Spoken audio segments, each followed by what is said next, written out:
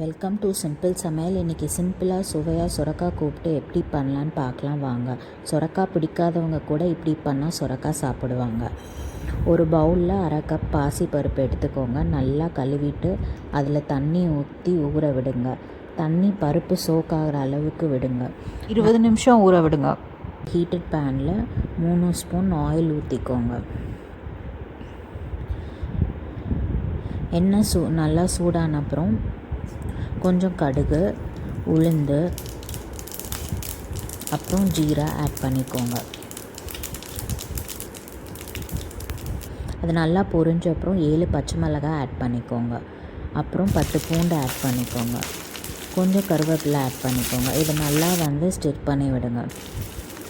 அப்புறம் ஒரு 100 கிராம் சின்ன வெங்காயம் ஆட் பண்ணிவிட்டு நல்லா ஒரு நிமிஷத்துக்கு வதக்கி விடுங்க.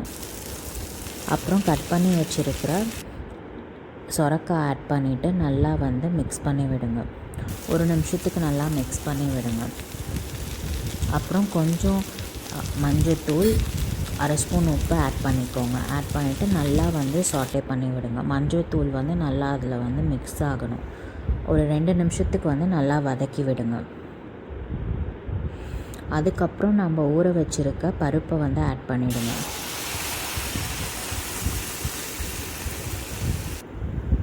கொஞ்சம் தண்ணி ஆட் பண்ணிக்கோங்க.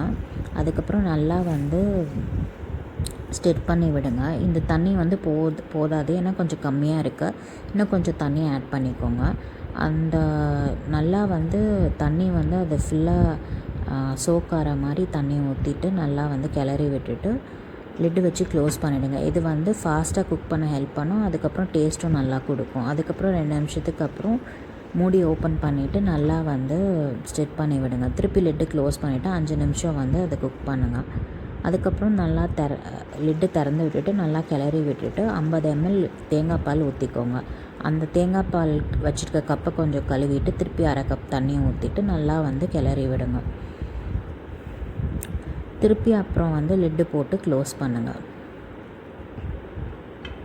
க்ளோஸ் பண்ணி ஒரு 3 நிமிஷத்துக்கு திருப்பி அது நல்லா கொதித்து வரணும். அப்புறம் லிட்டு ஓப்பன் பண்ணிவிட்டு நல்லா கலக்கி விடுங்க.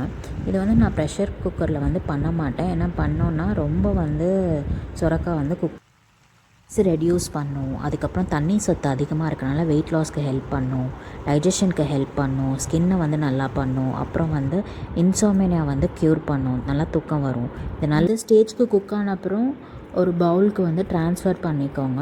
இது ஹாட்டாக சர்வ் பண்ணுங்கள். இதே மாதிரி பண்ணி பார்த்துட்டு எப்படி இருக்குன்னு எனக்கு கமெண்ட்ஸில் சொல்லுங்கள். ரைஸ்க்கும் சப்பாத்திக்கும் நல்லாயிருக்கும். நான் ரைஸ் அண்ட் மீல் மேக்கர் சுக்காவோட வச்சு சாப்பிட்டேன். மீல் மேக்கர் சுக்கா நம்ம சேனலில் ரெசிபி இருக்குது, பார்க்காதவங்க பார்த்துக்கோங்க. தேங்க்ஸ் ஃபார் வாட்சிங். இன்னொரு சமையலோடு உங்களை மீட் பண்ணுறேன்.